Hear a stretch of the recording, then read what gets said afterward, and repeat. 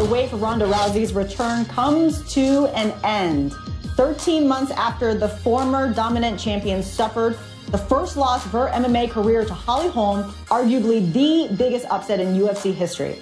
Tomorrow night, she returns to the Octagon in UFC 207 as she will face UFC bantamweight champ Amanda Nunes in Las Vegas.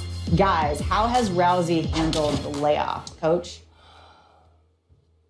I was on the air when she lost in Australia last November.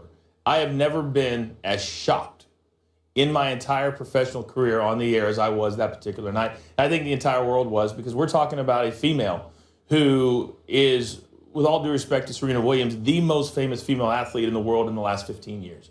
There are three faces in the UFC. Dana White, the president, Conor McGregor on the men's side, and Ronda Rousey.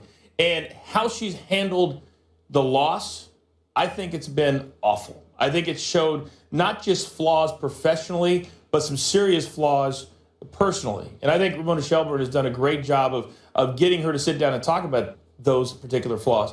But I've never seen an athlete in my career, in my life, that their personal success is so tied and their self-worth is so tied to their professional success. All great athletes stumble at some point. With the exception of maybe Floyd Mayweather and a couple other fighters, every fighter loses at some point. To be out of the sport, to be out of the limelight, to not do interviews for 13 months, and then for Dana White to allow her for this particular fight because she's still so internally devastated to not do media, to me is a mistake by Dana White, but he runs it. That's not my call. I just know that right now she is all about tomorrow night. Now, there's been an Instagram photo that I saw yesterday. She is as cut as she's ever been. Her preparation is on point. But the question was, how has she handled it? And so many people have questioned her mental aptitude. They've questioned where she is with her heart as far as being a competitor is concerned. And I think that if she loses tomorrow night, it could be one of the most devastating blows to any athlete in the history of sport because of how she responded to that loss. Well, one of the most devastating blows to any athlete in professional sport occurred to Ronda Rousey a year ago, to your point. I've never seen a defeat have that big an impact on somebody at the top of their game. As you say, failure's part of life. Losing's part of life. If you're not prepared to not only get knocked down, but more importantly, then get back up, you're not prepared to be champion. Very, very few walk through with an unblemished record. Here's the only question for Ronda Rousey. Her behavior now is clearly different than her behavior a year ago. Is that a sign of a lack of confidence or increased focus? Which one? We don't know because she's not letting us in. One of my favorite, there's this YouTube channel I watch from time to time. It's where I go for my deep, hard research. It's called Oh, wow. Charisma on Command. And this guy, he analyzes the way people speak, everyone from Donald Trump to Conor McGregor. And he talks about the way Conor McGregor conducted his press conferences, his interviews, before he lost to Nate Diaz, and the bravado and the eye contact and the continued belief, not just belief, but knowledge that he was going to win that fight carried Conor McGregor through. And then when it didn't, when he lost to Nate Diaz, his demeanor was completely different. He held eye contact much less. His boasts were much smaller. His confidence seemed to be down. Now, he then came back and beat Nate Diaz. So the question is this. I think clearly, as you pointed out, Ramona Shelburne's reporting has showed us, Ronda Rousey's confidence has been knocked down many notches. Not just one or two, but many notches. Now, has she spent her time since then building that confidence back up and focusing on this fight? Or is she still in the place she was 10 months ago? I don't know the answer to that because we're not into her private life right now. She's not letting us in. Dana White's giving her this exemption. Yep. But we're going to find out on Friday night. The difference between the two, and I'm glad you brought up Conor McGregor and his loss to Nick Diaz, and there's also a lot of dollar signs connected to these two fighters as well when they are successful. Because you can't have multiple losing streaks and then still get the $5, $10, $15 million a fight. But what Conor McGregor did do after that loss, when he then fought him in August, he still had some bravado. He still showed up to talk about how he was going to do what he did to Nate Diaz. But what he changed was, I now know what I did wrong. I now know how I have to change how I train for a 170-pound fighter. He learned, responded, successful, and now look at Conor McGregor. Look how he responded to the loss. Look at Ronda Rousey. We don't know what she's learned from that knockout. We don't know what she's changed other than she's in great shape. We don't know because she hasn't told us. She's told Ramona Shelburne how it affected her as a person, but we care about Ronda Rousey as the fighter. I care about watching her on pay-per-view tomorrow night because I've enjoyed how she goes about her business, and I enjoyed how she entertained me while she did. But if you're not going to talk to the media, and you're not going to show me that you have come back in a positive way, I think she's protecting herself. That if she loses tomorrow night, now there's no bravado, there's no talk. It's, well, I wasn't prepared or I wasn't ready, and she can go away and maybe never see her again professionally. Yeah, I'm tempted to agree with you. I think she's protecting herself as well. This doesn't, it looks like focus, but many people can focus while the media is shining their light on them, including Ronda Rousey, who did that for fight after fight after fight before she lost to Holly Holm. She was capable of focusing and winning and dominating while all the attention was on her. Now, it seems to be a distraction. Now, it seems to be something that takes away. So I'm concerned that her confidence is way down. I hope that she's watching right now because I will leave it with this. I have an 8-year-old daughter. Her name's Kayana. Beautiful young girl. And Ronda Rousey always has said how she takes that so seriously that young ladies, young girls can look at her and say, I can do that too in a world that was dominated by men. I would say go back to that thought process. Yeah. And to me, a little girl who's 8 years old is not looking at Ronda Rousey as a failure. They're just not.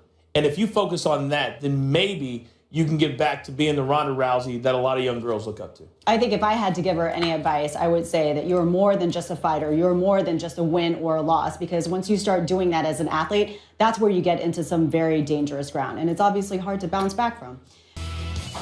I mean, to live up to those expectations, I guess, or fill in those shoes, I guess you could say. I mean, yeah, we want to be great. We want to be the new triplets. We want to be the Cowboys of the 90s, winning Super Bowls and doing all that. But I think we gotta just stay focused, take it one game at a time, 1 year at a time, and I mean that's a long time away from we're talking at the end of our careers.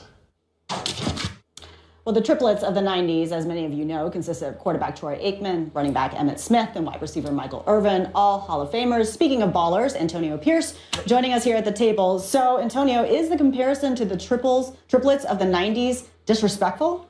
Yeah, I think at this point, it's too soon to go there, right? I mean, these guys won 3 Super Bowls. They were a dominant team. Just not them, but their team was dominant in the way they played. And when you talk about it, because we're getting so caught up in this Cowboy hype because they're doing well and they're deserving of it, it's hard to crown guys the next Michael Irvin, Emmitt Smith. You're putting a lot of pressure now on a rookie quarterback. And this is where I say this is what's going to hurt the Cowboys going down the road, because now everybody's going to throw all their congratulations, pat them on the butt. What a job. There you go, boys. They haven't done nothing yet. It's the regular season. You got to get to the postseason, man, before you really crown yourself the next guy. So just pump your brakes a little bit, Cowboy fans and media. Let's not get too excited until we see this team perform in the playoffs like that triplet group of the 90s, because they were in their second and third year, I believe. Emmitt Smith, I believe, was in their second year. Troy Aikman and Michael Irvin, those guys, third and fourth. Not so much rookies. Troy Aikman, rookie year, what was he, 1-15?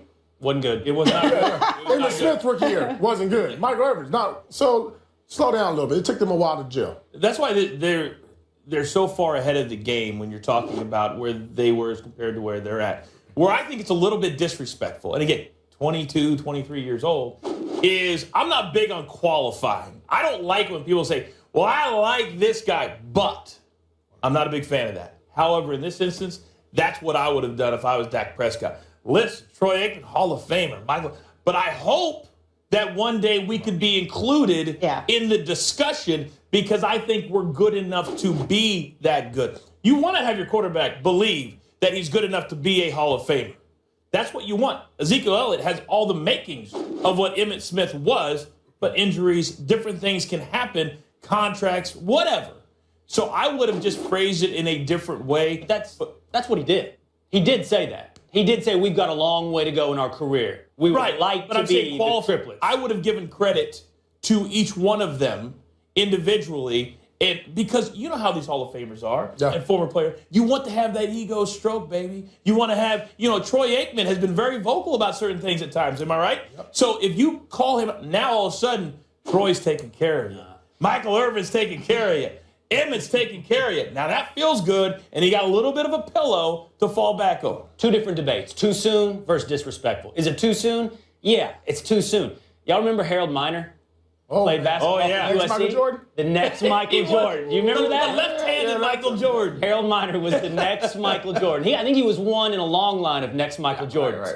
So, yeah, it's too soon 15 games into your rookie years. But is it disrespectful? No. It's the opposite of disrespectful. It's respectful. What he's doing is saying, hope we can live up to these guys and showing he knows Cowboy history. That his height, the pinnacle of what he wants to achieve is the pinnacle of this franchise. If you're going to be a Cowboys legend, live up to Cowboys legends. Know who Michael Irvin and Troy Aikman and Emmitt Smith are, and hope one day, maybe, you three can be the same. A New York Giant wants to live up to what? Lawrence Taylor one day. That's what you want. I feel like you need to. Let me tell you something. He's got a tear getting ready to come out. I'm glad you said that. I'm glad you said it. You don't even start making comparisons as a player until you get in those categories. Either become a Pro Bowler like in the NFL or be Super Bowl champion. Carl Banks wore 58. Harry Carson was a linebacker. Jesse Armstead. You didn't even consider yourself a good linebacker until you did or went on the same path as those guys, and it took a while. So to what you're saying is 100% right, and I think that's